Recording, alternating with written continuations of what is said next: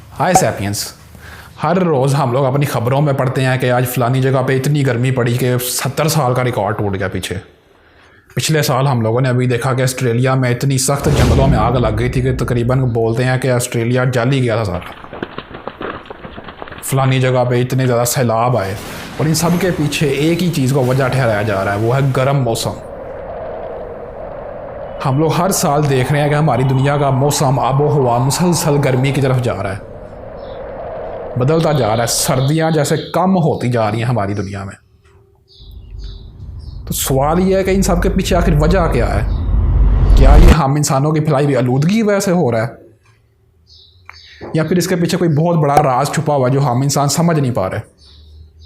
और आखिर ये जो एक्सपर्ट्स और साइंसदान हैं, इनको आखिर पता किस तरह चलता है कि आने वाले दिन में मौसम में बारिश होगी कि धूप निकलेगी? ये सब कैसे पता चलता है इन्हें?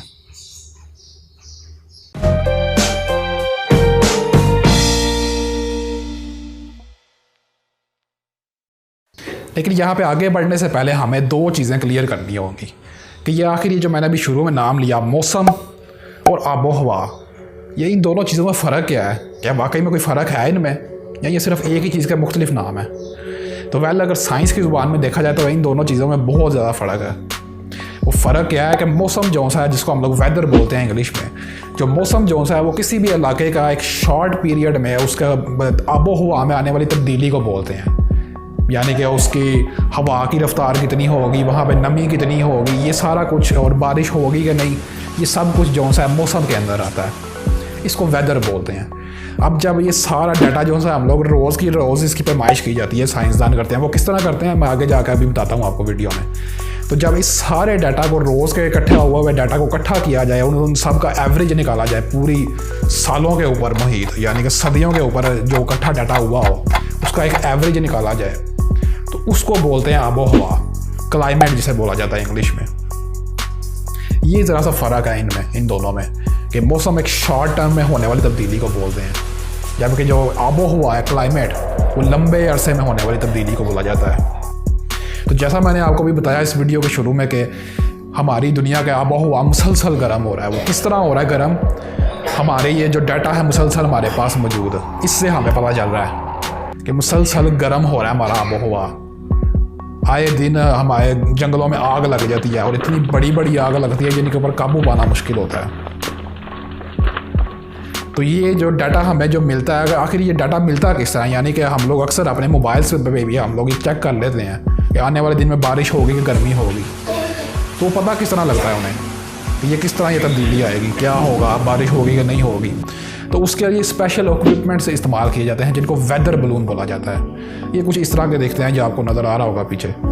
ये वेदर बलून जो से हैं, ये पूरी दुनिया में जो साइंसदान होते हैं वो छोड़ते हैं। कहीं तो इलाकों में एक दिन में 2-2 दफ़ा छोड़ा जाता है इन्हें। तो ये वेदर बलून जब ऊपर जाते हैं तो इनके साथ स्पेशल इक्विपमेंट लगे होते हैं जो उधर जाकर पैमाइश करते हैं कि हवा में नमी कितनी है और हवा कितनी तेज़ चल रही है और किस तरह से आगे आने वाले दिनों में मौसम बदलेगा। ये सारा कुछ पैमाइश करके वो इस तरह से ये हमें बताया जाता है। फिर हमारे मोबाइल की स्क्रीनों पर, इंटरनेट पर अपडेट किया जाता है उसे कि इस तरह से आने वाले दिनों में मौसम बदलेगा। लेकिन अब सवाल तो यहाँ पे यही है जो सबसे अहम है, जो मैंने अभी इस वीडियो के शुरू में आपको बताया था कि क्या ये तब्दीली मौसम में, ये जो इतनी बड़ी बड़ी आग लग रही हैं जंगलों में हमारे और सैलाब आ रहे हैं इतने बड़े बड़े, ये सारा कुछ क्या हमारा फैलाया हुआ है, हमारी आलूदगी की वजह से हो रहा है ये सब कुछ, या ये कोई नेचुरली ही हमारी दुनिया में कोई तब्दीली आ रही है? तो इसके बारे में एक साइंसदान जो से हैं वो बोलते हैं कि ये ज़रा कुछ पेचीदा मामला है।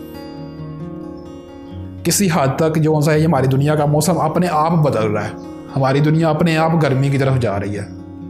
लेकिन हाँ, हम इंसानों की जो फैलाई हुई आलूदगी है और हमारी हरकतें हैं, उसकी वजह से ये तब्दीली मज़ीद तेज़ होती जा रही है, बढ़ती जा रही है मुसलसल।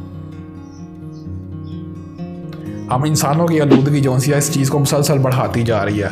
वो पोल्यूशन हो सकती है, हवा की आलूदगी, जैसे हम लोग ये गाड़ियाँ और फैक्ट्रीज़ और ये तमाम जो बिजली घर होते हैं, बिजली पैदा करने वाले, उनकी जो आलूदगी है, ये सारा कुछ मिल के हमारी इस दुनिया का आबो हवा तेज़ करते जा रहे हैं, मज़ीद बदलते जा रहे हैं उसको अंदर से। तो इस तरह से कुछ ये तब्दीली हमारी इंसानों की भी फैलाई हुई है, और कुछ हमारी जो दुनिया है वो नेचुरली इस तरफ जा रही है। लेकिन अगर हम लोग अपनी इस फैलाई हुई आलूदगी के ऊपर कंट्रोल कर लें हमारी प्लास्टिक की आलूदगी, एयर पोल्यूशन, ये सारा कुछ अगर हम लोग कंट्रोल कर लें तो काफ़ी हद तक हम लोग अपनी दुनिया का टेम्परेचर ठंडा कर सकते हैं।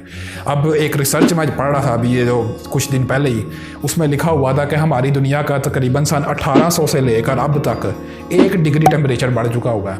अब 1 डिग्री सुनने में इतना ज़्यादा तो नहीं लगता है, आप कहेंगे 1 डिग्री से क्या हो जाता है, लेकिन 1 डिग्री का उस रिसर्च में लिखा हुआ था कि 1 डिग्री की वजह से हमारी दुनिया में इतनी गर्मी पैदा हो गई है जितनी 10 लाख एटम बम चलाने से गर्मी पैदा होगी। इतनी गर्मी हमारी दुनिया के माहौल में फैल चुकी हुई है तब से लेकर अब तक, और इसके पीछे हम इंसानों की फैलाई हुई आलूदगी ही है। इतना फ़र्क पड़ा हुआ है इसकी वजह से, सिर्फ 1 डिग्री का टेम्परेचर बढ़ने से इतना फ़र्क पड़ गया। तो हमें ये आलूदगी अपनी रोकनी पड़ेगी, वरना फिर हमारे पास और कोई चारा नहीं होगा कि हम लोग इसी दुनिया में जलते हुए रेगिस्तान में रहेंगे। तो ये हमें रोकना पड़ेगा अपना। तो आप अपनी इस आलूदगी को ज़रूर रोकें और इस दुनिया को बचाएं। ओह हेलो एवरीवन, मुझे लगा आप लोग चले गए होंगे।